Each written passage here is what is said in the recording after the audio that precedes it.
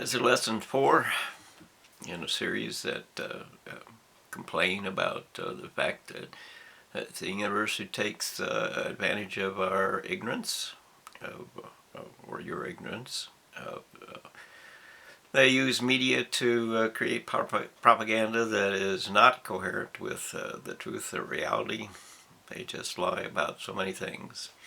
They've stolen our nation. They've stolen everything that basically has value to us. They've lied and cheated and betrayed us in 1,000 different ways and are terrorizing us. Even if you don't believe it, the evidence will prove that.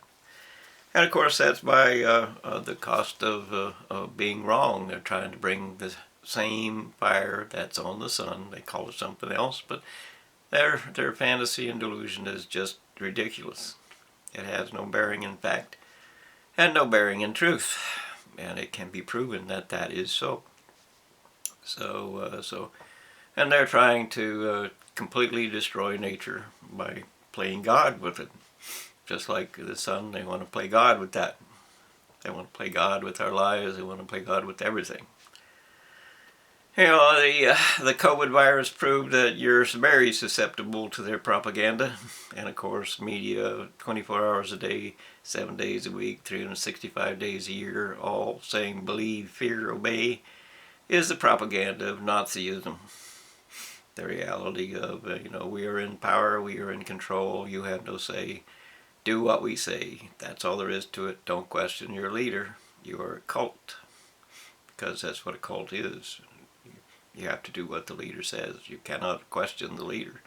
And that's, of course, what the courts say. You cannot question the university. The university is God.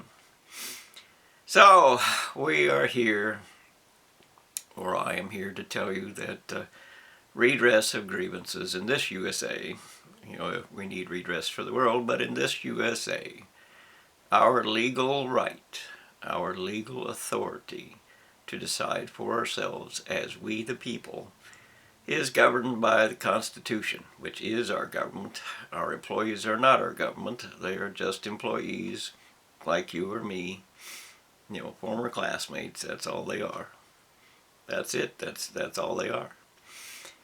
So it's not government, it's not science, it's not this or that or the university or anything. Those are all blanket statements. And remove the blanket. And you get former classmates, none of whom are God, none of whom are known to be extra special smart in any real way. They're just people, like you and me. What we can't allow is them to play God or think they're God. Arrogance does not keep us alive. Truth keeps us alive. Apathy does not keep us alive. Reality keeps us alive. And respect for the miracles of life that we are keeps us alive. None of which can be found at the university. Their evolution says, chaos is God, and so therefore they can do anything they want to. They can inject any chaos they want to into nature, which is genetic structure. And, simply throw away any law, any respect for life that there is, as they have done, as they did for your nation, as they did for your world, as they did for everything. Because in the end, they are just people. And a little bit of success has made them arrogant. A little bit of knowledge has made them completely disrespectful. And the apathy of what happens to us is completely beyond their concept. They have no idea of that at all. As is governed by, they have their toys. That's what they spent all our money for, their toys. And they're, whatever they wanted. And, didn't leave anything for building roads or bridges or anything. They just threw it away because they were more important. Well, there are 1,000 different things, but you can look at the constant that is, we all die of heart, but so many do. But if you add old age into that, then hardly anyone dies of heart attacks. It's if you look at the statistics for mesothelioma, 1 in 200,000 people, 1 in 200,000 people was afflicted with that disease. It doesn't say whether it died or not. 1 was afflicted with that disease. And although the court says it's $1 to $2 million for average payout, or 1.2 to 200 to 4 million, is the average payout to the actual victim runs at about $40,000. So the internet says. So where does all the rest of that money go? You know, they continually harp on television, come. But the end result is that they're just, filling their own pockets. As always. Who doesn't fill their own pockets first? Very, very few. And that's the truth of life. But we need to go back to redress. The courts will not allow that because they have no reason why. They just shut the door in my face because they don't want redress. That gives power to the people. And of course, power, the people who are in power don't want to share their power. They don't want to be restricted by any law. They don't want to be governed by any facts or anything that democracy means, because that takes away their power, and they don't want that. So they stand against it. So they lock the door and shut up and are as silent as a mouse, because they can't win the battle. The Constitution is the law of this land. The Constitution is the government of this land, and they must obey it. Because if they don't, they can be charged with treason. And treason is, in fact, a very serious offense. So we need to learn what our law is.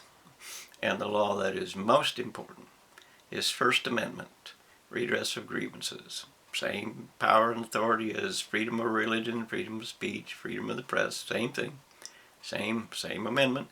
Same law, same rights, same power, same thing.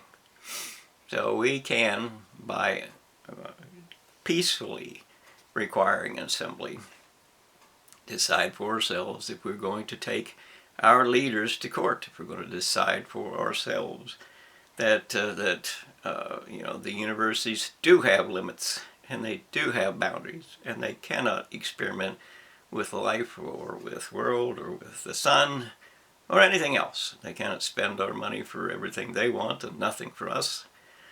They cannot do what they do.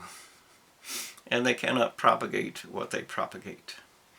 Because we need the evidence of life and death for ourselves. Not their claim of being God. We need the evidence of life or death for ourselves. To know what the price of being wrong is. To know what our choices are. To know what they're doing. And the end result is that we have to stop them from doing what they're doing, and we have to clear out their laboratories and what have you, and lock the door until we decide that they can maybe go back if we allow it. We are their God, so to speak, which means simply we are a democracy and we get to decide. They do not.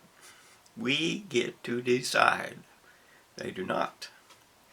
That's a very, very big difference than the communism that is taken over this nation.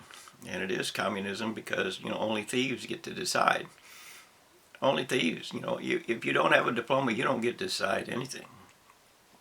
They rule your life by a diploma.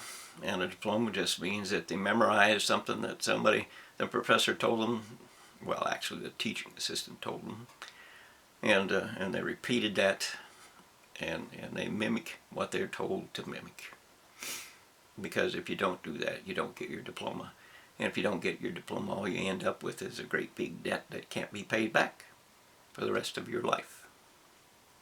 So they do what they are told to do. They believe what they're told to believe. And, and basically they're just slaves of the cult, because that's what is required. And